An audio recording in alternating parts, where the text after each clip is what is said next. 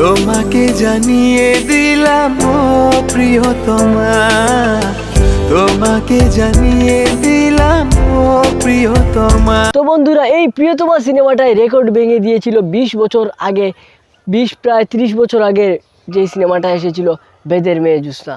বেদের মেয়ে জ্যোৎস্না আমায় কথা দিয়ে। তো বন্ধুরা, ওয়েলকাম টু দ্য সমালোচনার দুনিয়া। তো বন্ধুরা, আজকে আমাদের আলোচনার বিষয়বস্তু হচ্ছে যে রাজকুমার সিনেমাটা কি পারবে প্রিয়তমার রেকর্ড ভাঙতে। আমরা গতবার যে সময় রোজার ঈদ ছিল তখন কিন্তু আলোচনা করেছিলাম প্রিয়তমা সিনেমা নিয়ে, আর এটা আমি আই বাটনে দিয়ে দিলাম, আপনারা দেখতে পারবেন। প্রিয়তমার বেদের মেয়ে জ্যোৎস্নার রেকর্ড ভাঙা নিয়ে কথা বলেছিলাম। আর বন্ধুরা, ওই ভিডিওতে অনেকজন আমাদেরকে গালি দিয়েছিল, অনেকজন প্রশংসা করেছিল, অনেকজন বাহবা দিয়েছিল। কারণটা হচ্ছে কেউ মেনে নিয়েছিল যে প্রিয়তমা রেকর্ড ভেঙেছে বেদের মেয়ে জ্যোৎস্নার, কিন্তু ইলিয়াস কাঞ্চনের মতো কিছু লোক যারা আসলে সেই আদিম জামানায় পড়ে আছে তারা মেনে নেয় যে প্রিয়তমা ভাঙতে পেরেছে বেদের মেয়ে জ্যোৎস্না সিনেমার রেকর্ড। তো বন্ধুরা, এখন আমরা মেনে নিয়েছি যে প্রিয়তমা সিনেমাটা ভেঙে দিয়েছে বেদের মেয়ে জ্যোৎস্নার রেকর্ড, কিন্তু এবারে কথা হচ্ছে রাজকুমার সিনেমা কি পারবে প্রিয়তমার রেকর্ড ভাঙতে। বন্ধুরা, এখানে রেকর্ড ভাঙতে না পারার কয়েকটা কারণ রয়েছে। যদি ভাঙতে পারতো তাহলে লিখে দিতাম টাইটেলে, থাম্বনেইলে যে প্রিয়তমার রেকর্ড ভেঙে গেল রাজকুমারের মাধ্যমে। কিন্তু রেকর্ড ভাঙতে না পারার কিছু কারণ আছে। কারণ যখন গত রোজার ঈদে প্রিয়তমা সিনেমাটা মুক্তি পায় তখন সুশীল সমাজ থেকে শুরু করে সাকিবিয়ানরা বা নর্মাল যারা সাধারণ জনগণ আছে তারা সবাই একসাথে প্রশংসা করেছিল প্রিয়তমা সিনেমার। কিন্তু এবারের বেলায় বিষয়টা কিন্তু উল্টো। এবারের রাজকুমার সিনেমার বেলায় পুরোপুরি আমি দেখতেছি যে পুরো অডিয়েন্সটাই ডিভাইডেড হয়ে গিয়েছে।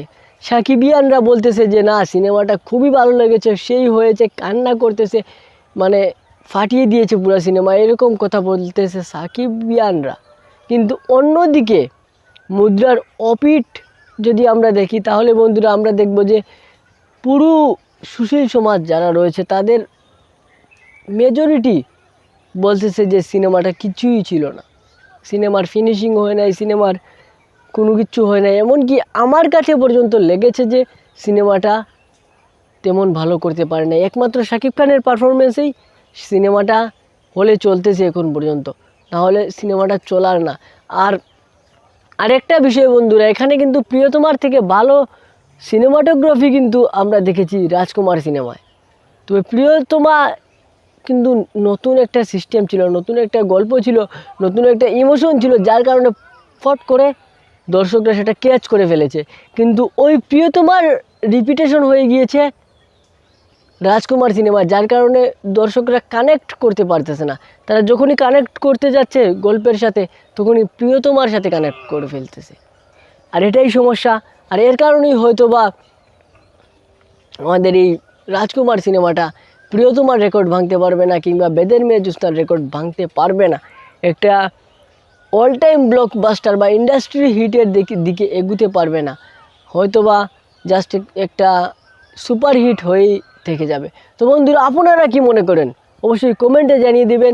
দেখা হচ্ছে নেক্সট কোনো ভিডিওতে। আর জিন সিনেমার রিভিউ আসতেছে আমাদের, আর জিন সিনেমাটা আজকে আমার দেখা হয়ে গিয়েছে, কিন্তু রিভিউ করতে একটু সময় লাগবে, তাই আগামীকালকে বা পরশু দিন আসবে রিভিউ জিন সিনেমার। তো দেখা হচ্ছে নেক্সট ভিডিওতে। আজকের মতো ভিডিও, ভালো থাকবেন, আসসালামু আলাইকুম।